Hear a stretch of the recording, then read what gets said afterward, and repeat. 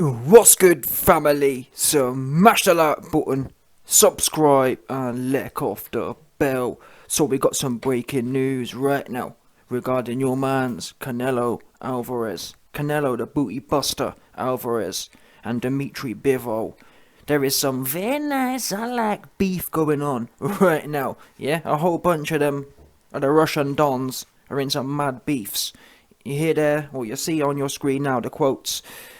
Vladimir and Vitaly, very nice, I like Klitschko, were recently on a BBC interview and they've aired out their former Russian associate and now Russian beefing partner, Dimitri Bivol, and they're desperate to cancel this fight, unfortunately.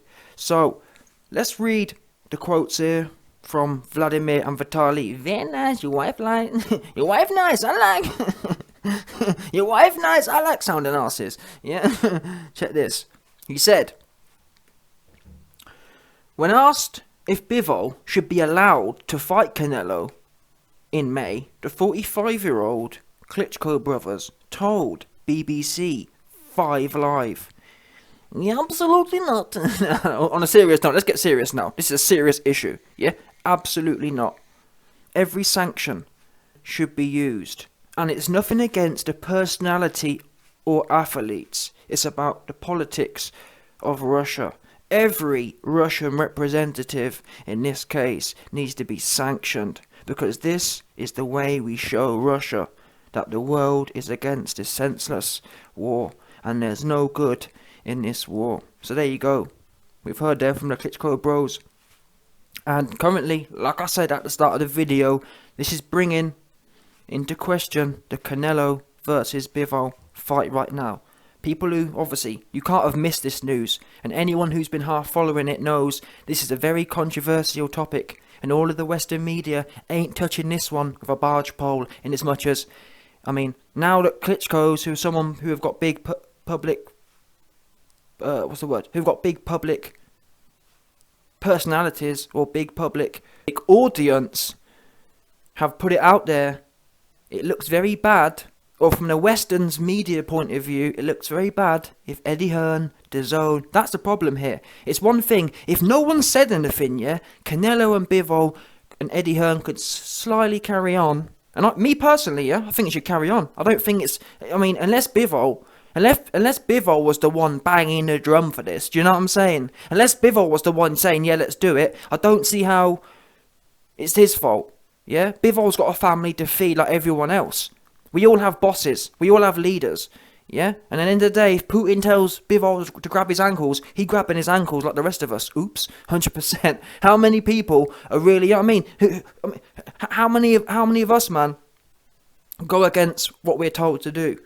Guess what? You'll pay your taxes. Oops. You know what I'm saying? When Uncle Sam tell you to grab them ankles get sore because you stay grabbing them. So I think we need to understand that we're all ankle grabbers in today's world. Bottom line. Yeah? And with that in mind, it's not Bivol's fault that Ukraine are allegedly having it put on them. I understand. Well, I don't even understand it. For me, it's the whole thing with sanctions as well. All it does is hurt the people who are often indifferent and or have no choice anyway. For example, Vladimir Putin's a billionaire. All of his rich oligarch dons are billionaires. These sanctions, they only hurt the average man across the world. Yeah? Even in the US, now all consumer prices are flying up because of commodities rocketing and whatever else. And then in Russia, it's even worse because their banks are failing and all this kind of stuff. But it doesn't affect Putin. Putin's got $100 billion in dollar cash sitting there. No problem. All of the rich dons, their lifestyles don't change one iota. The logic of it is flawed. Bottom line.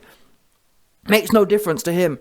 Unless you're affecting the way the rich dons are living, it makes no scrap of difference. And that's why you've seen no scrap of difference. So by sanctioning Bivol, what does that do? How's that going to send a message?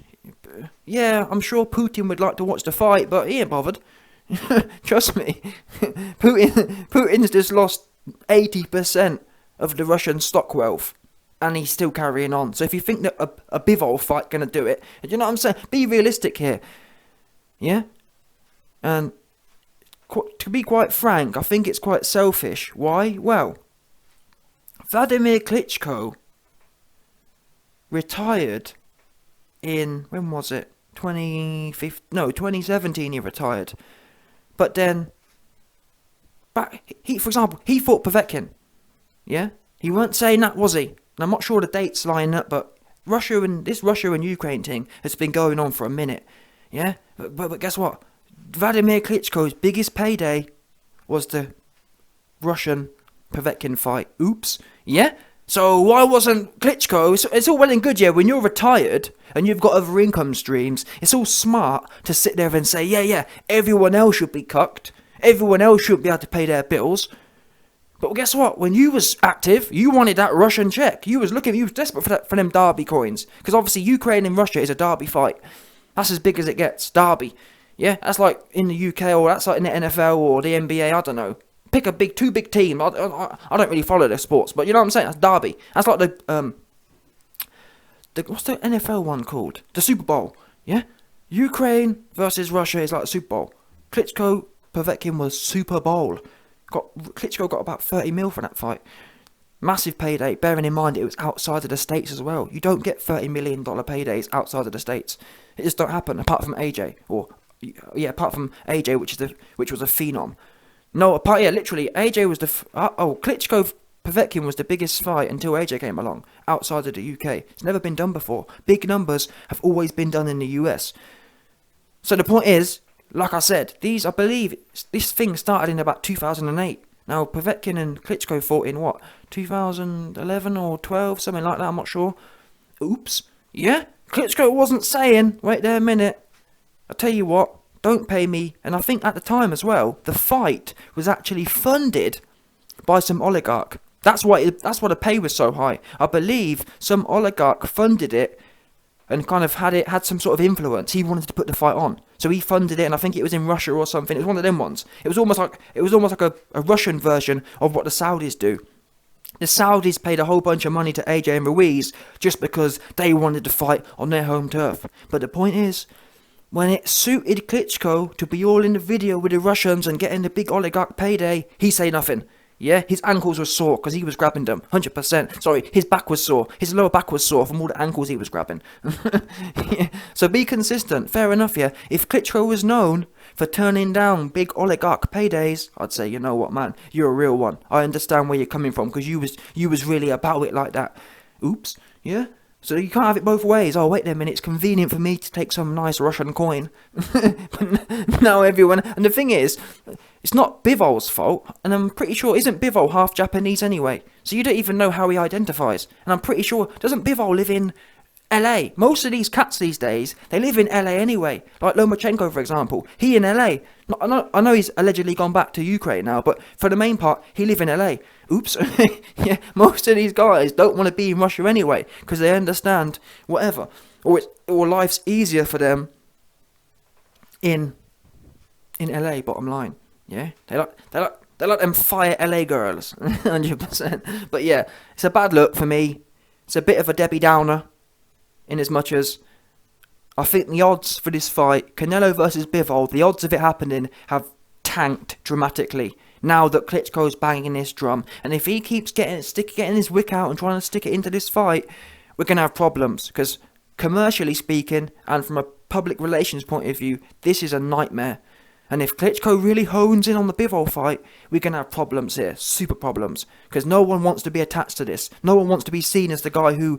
But you know what I mean? Even though, in my opinion, the situation's a lot more complex than we're being told in the media.